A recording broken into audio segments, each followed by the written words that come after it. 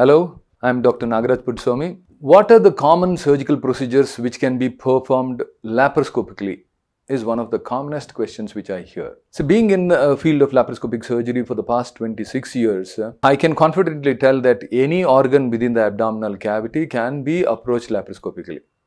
I mean to tell that right from the lower end of esophagus till the recto-anal junction, we can touch the intestinal system.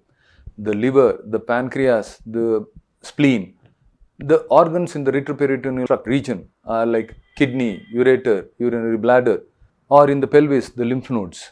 All this can be approached. In common terms, I can tell that lower end of esophagus can have problem related to hiatus hernia. We can do it laparoscopically. We have achalasia cardia, we can do Heller's cardiomyotomy laparoscopically very conveniently. On the stomach, we can do bariatric surgeries, very commonly performed sleeve gastrectomy, single anastomosis bypass procedure, or Roux-en-Y gastric bypass. Or even a perforated gastric ulcer can be laparoscopically repaired. On the duodenal ulcer can be, if it is perforated, we can repair it. And we can even put a patch of the omentum. On the liver and the gallbladder, very commonly performed laparoscopic cholecystectomy. We can even do CBD exploration laparoscopically. Liver abscess can be attended laparoscopically. We can remove a lump in the liver, do a partial resection of the liver laparoscopically. All this has come up hugely because of the advent of high definition camera, 4K cameras, and ligation instruments in the form of ligature, harmonic scalpel, cyber knives. All this have helped in a huge way, and even the lasers have helped us in a huge way in operating all these advanced surgical procedures. On the intestine, we can do segmental resection. Sometimes obstruction can be released. Cancer of the small intestine and the larger intestines can be operated laparoscopically.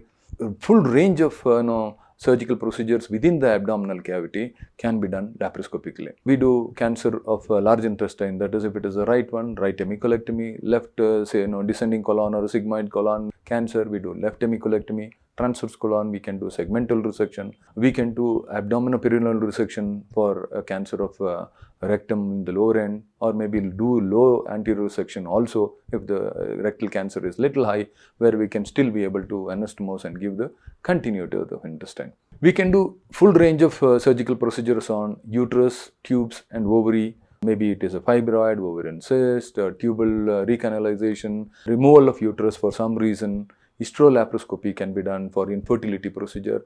So there is no end, and everything which we can be thinking about in the abdominal cavity can be done laparoscopically.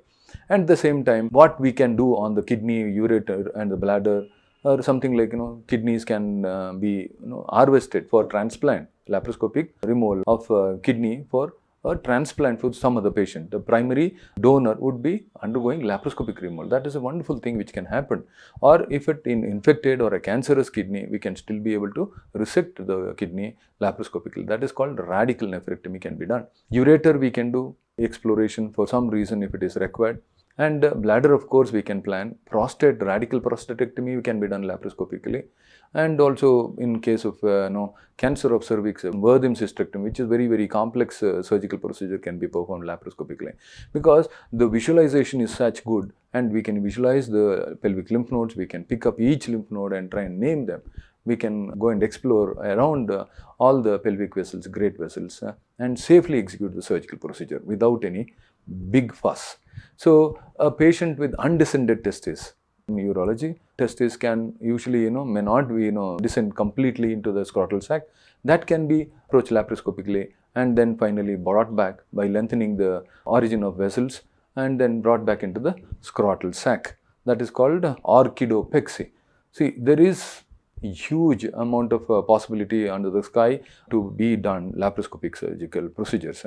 What I generally say that laparoscopy is looking into the abdominal cavity. Advent of laparoscopy has helped us to even do a simple diagnostic procedure to a complex surgical procedure, whether it is cancerous or something like that. Even pancreatic surgeries, which are otherwise very challenging to approach and try and see, have been performed laparoscopically. Whipple surgical procedure related to cancer of pancreas, or maybe explore the pancreatic duct for multiple calculi and do a pesto surgical procedure.